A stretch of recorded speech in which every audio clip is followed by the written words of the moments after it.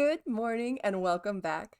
It's been a while, but after a dead hard drive, which included all of my gameplay footage, art, and scripts, rip, a several thousand-mile move, and a battle with ye old seasonal depression, I am back.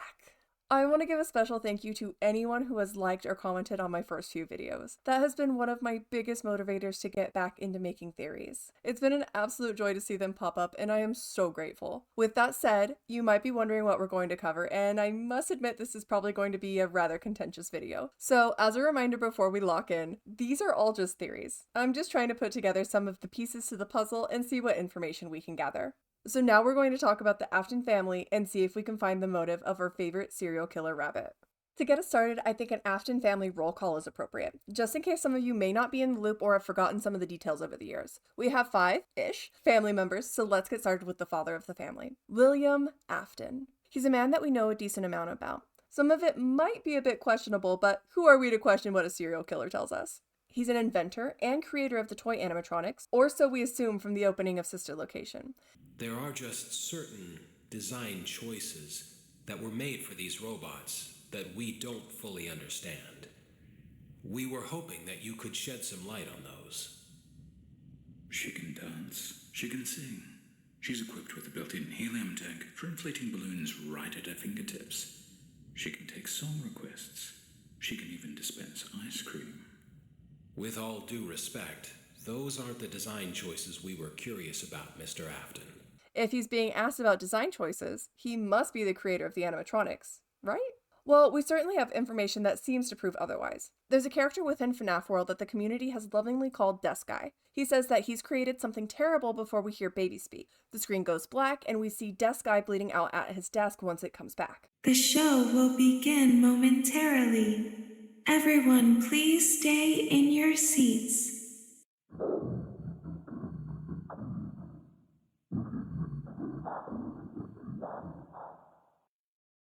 It's believed that this is Henry, William's business partner, and not William himself. Henry was responsible for creating the original Springlock animatronics, and we even get images of him holding Freddy's design blueprints. So it seems that William may not be the creator he makes himself out to be. What we know for sure though is that William wears a yellow rabbit suit, one that I'm going to call Spring Bonnie. While wearing the suit, he likely kills a lot of children, like way too many kids. We see different iterations of the suit game after game. We even see William die in that suit when he's spring-locked within it, i.e. made into a human pincushion for all the metal that's held back within the suit. But what else do we know? Well, we know he worked with Henry Emily back in the days of Fazbear's Family Diner. This seems to be our first view of William and Henry together. Henry looks quite happy, and we can see even more photos of them together in the graphic novels. I suppose that William looks quite happy as well. We can definitely tell that those big old eyes match the ones within the Spring Bonnie costume. So at some point it seems they were friends, as well as business partners. Other than that, there's not a lot we can say for certain. We do know that he has 3 children though, so let's look at them next. The oldest child is Michael, and we probably know the most about him out of the 3 kids. We almost certainly play as Michael for most of the games, though he likely uses different aliases to keep Fazbear Entertainment from catching on to who he is. Michael doesn't seem to have the easiest life. He may come from a broken home with an abusive father. We know almost nothing about his mother other than a few vague references, and his father certainly hasn't been kind to him over the years. It's possible that because of this, he takes out his feelings on his youngest sibling. Both of his younger siblings eventually die, and certainly that must have had some kind of an emotional effect on him, especially since he was the key factor in his youngest sibling's death. Without putting them into the mouth of the Freddy animatronic, the accident would have never happened. After so many tragedies and probably being manipulated by his father for years after the death of his youngest sibling, he loses his own life at the hands of the Scooper, an invention of his father's, if William is to be believed at least. With so much loss and anger though, Michael's able to possess his own body and become something else. It seems that Michael is privy to information that we're only able to guess at, but his intentions seem to be to right the wrongs that he and his father have committed. There's so much we could theorize about Michael, but that will have to be a different video. Instead, let's talk about the red-headed middle child, Elizabeth. We don't know much about her other than the fact that she's possessed the animatronic baby. She's one of the few deaths that is explicitly confirmed to us. It doesn't get a lot more clear than...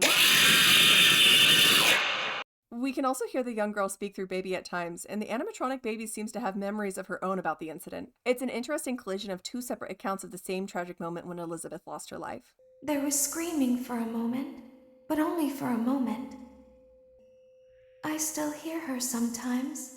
There's not much more to say about her, though. We know she was a young girl who loved ice cream and just wanted to enjoy her father's inventions. The final child we know of is one I'm going to call the Crying Child. There are many compelling theories about this child's name, but I'm going to continue to call them the Crying Child for now. We know very little about the youngest Afton sibling. We know that they were terrified of Fredbear's family diner and that they saw something upsetting there, but we don't know what it was for sure. We know that William seemed to want to keep a very close eye on them and probably set up a toy Fredbear to talk to their child, almost like an imaginary friend. William even set up cameras all over the house and even the surrounding area between their home and Fredbear's diner. And yet, all of that surveillance wouldn't stop the Crying Child's death in the jaws of the animatronic that they thought of as their friend. Now, for the final Afton that probably never got to actually be an Afton at all. Let's talk about Mrs. Afton. We're going to call her that since she doesn't really have any name, or at least not one the community has given her. Even though she doesn't have a name or any easily recognizable character moments, she is the missing key to unraveling so many decade-old secrets. She even helps solve why William becomes the rampaging child murderer that we know him as. So now it's time for us to dive into the soap opera of a theory, literally. Let's try and look at what we can figure out about Mrs. Afton. Well, we know that children must have a mom because that's usually how it works. And even though I think William is crazy enough to create his own robot children, I don't think that's what he did for his 3 kids. Instead, we do have a couple bits of information about the women he probably had children with. One of them comes from the minigame Midnight Motorist. When we dive into the secret part of the game and the yellow man, likely William, finally makes it home, we can see someone sitting on the couch watching TV. The figure is a strange sickly gray color. Perhaps it's Mrs. Afton? It's a stretch, but who else would be home with their child? Another bit of information comes from the Staffbot family. It's a family of 5 staff robots seen in Security Breach, and each robot seems to represent a family member. There's the bot that looks like Baby. Clearly that's supposed to be Elizabeth. There's a staff bot without their head, which is probably a reference to the Crying Child's head being bitten. Then there's a staff bot that looks a lot like Balloon Boy, which is likely the stand-in for Michael. And then there's one that looks like a magician, which I think is funny because magicians, rabbits, and disappearing acts all go hand in hand. Why disappearing acts though? Well, because a good magician always comes back. It's not a very good trick if he disappears forever. The final staff bot we see is actually called Nannybot. It's more than a little bit derogatory, especially if it's supposed to be Mrs. Afton and mothered the 3 kids. Why not call her Mombot or really any other name? Especially since she's the head of the table. She clearly has some importance in the family, and the bot's similarities to Ballora make her connection to Mrs. Afton even stronger. We've always assumed that Ballora is a stand-in for Mrs. Afton. She's a robotic woman who sings about the silence in her home and the tension of her relationship with her partner.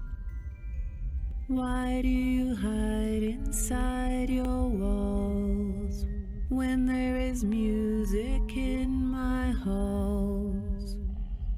All I see is an empty room, no more joy, an empty tomb. It's so good to sing all day, to dance, to spin, to fly away.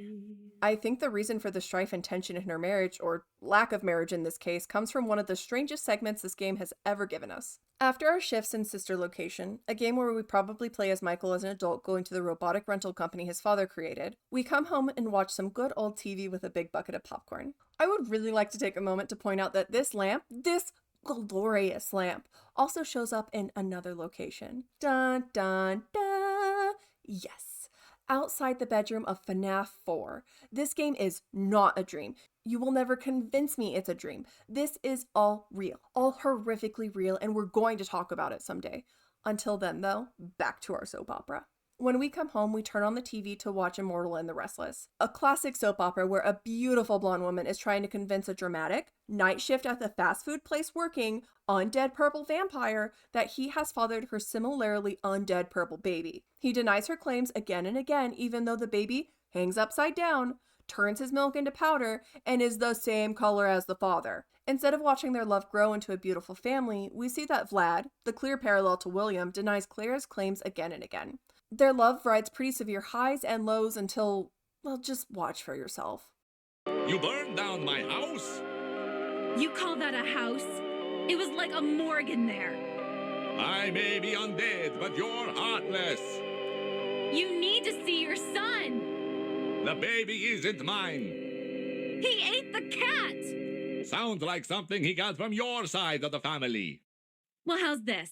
I'm keeping the diamond ring. The joke's on you. I found it in a kid's meal. You bought a kid's meal? Oh, Vlad! Clara, Throughout it all, though, Clara is described several times as being a mistress. Another day, another dramatic entry in the lives of Vlad and his distressed mistress.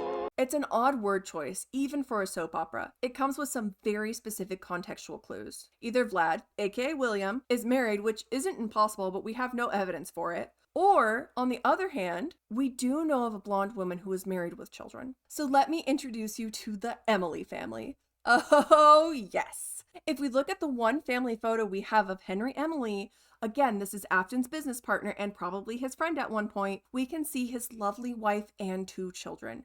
Yes, 2 children. 2. I know some of you might be yelling that there's only 1 child in the soap opera, and you'd be right. The female twin that we see in this photo is dead, killed by the man who possibly sired her in the first place. I told you this was going to be a soap opera. For those of you not in the know, Charlotte, or Charlie as the community often calls her, is Henry Emily's daughter. If we take a closer look at the photo, we can see that the 2 children are likely a male and a female set of twins. Their ages seem too close to be anything else for the family photo. And if we are to believe that the twins are a male and a female, the photo was taken in the 70s or the 80s and gender stereotypes were strong then, so I'm just gonna assume some things. They're considered fraternal twins. Essentially, they are 2 separate eggs that were fertilized at the same time. Fraternal twins can look very similar or nothing alike. It's up to chance in the DNA that they inherit from their parents. Another fascinating thing about fraternal twins is that both male and female fraternal twins have an increased chance of having fraternal twins of their own. Male fraternal twins have only a slightly higher chance, while a female fraternal twin has nearly double the chance of having fraternal twins. So do you know what I think? I think that Henry and William are twins. Fraternal twins. It makes sense why they both work at Fredbear's Family Diner. If we look back at the photo, we can see that the sign is handwritten. Clearly, this isn't a big and fancy franchise. It's a mom and pop shop, and usually only family members work at shops like that. It also explains why they would add in Spring Bonnie as a member to the show when it originally started off as just Fredbear and Fredbear's Singin' Show. It seems that their parents wanted to include both the twins and gave them an equal part in the business. It also helps explain why intellectual property doesn't just belong to William or Henry, and it explains why they both have a massive stake in the company. But even more than that, it gives William a reason for everything he does. He's jealous. Deeply jealous. His brother created the original animatronics and propelled the business from a mom and pop shop to a franchise that had its own show and beloved characters. Henry had a beautiful wife, a thriving business, and what did William have? A yellow rabbit suit. One that wasn't even an original character of the franchise. He's been the second fiddle all his life. If we look at the Spring Bonnie suit, we can see that it's in a red bow. Even though William is shown to wear a yellow bow tie in his photos, Henry is the one in the red bow tie. I think this points us in the direction of William wanting to be his brother. I think that's why he probably pursued Henry's wife and why he either can't or won't call her Mrs. Afton. Perhaps there was such a deep stigma about them being together that it was easier to call her a nanny rather than calling her his wife. Or perhaps he only saw her as a trophy to be gained. There's always been a line from Michael that stood out to me as strange. Father, it's me, Michael. They were all there.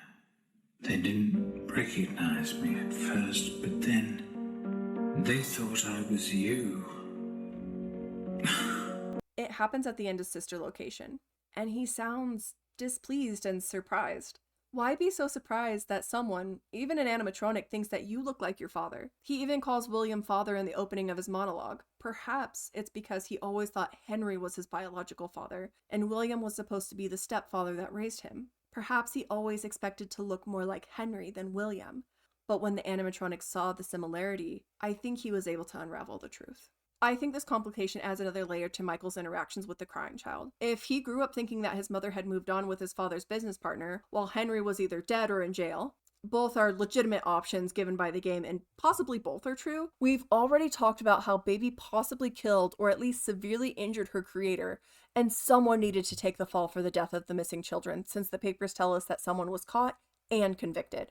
It would be a fitting and cruel way for William to punish his brother by pinning the worst crimes on him by using his own creations. I'm sure it would probably strip Henry of any control he had in the company as well.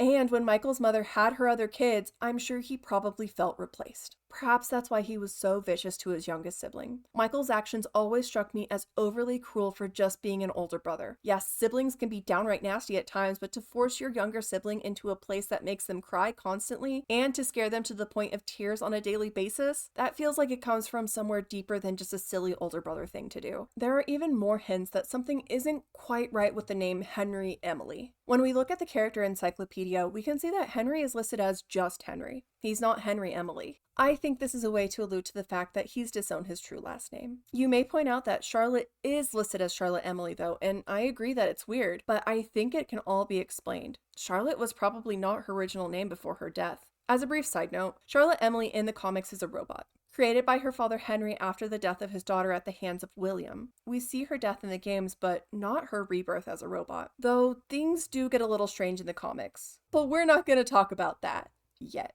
Henry couldn't just bring his daughter back and keep her same name. People would know that his original daughter was murdered. It would definitely raise a few eyebrows if he just brought her back and carried on like nothing happened. Instead, I think he tried to skirt around that problem by renaming her Charlotte Emily. But why that name? Because it's an homage to who she once was. Charlotte Emily is an anagram for theoretically M. This was the original detail that started me on this whole theory. Who is M? Well, twins often share similar names, so if Charlotte is Michael's twin, I think she might have originally been called Michelle. Michelle and Michael, the duo that have been saving children's souls together. Without Charlotte working as a soul bonded to the puppet, there would be no other children's souls attached to the rest of the animatronics. There'd be no happiest days to try and recreate, and without Michael's interactions in setting up the happiest days for the kids, like we see in FNAF World, there would be no cake to give and no way to help those little souls move on. It's also why the duo is so driven to stop William. They have both transcended death to right the wrongs their family has created.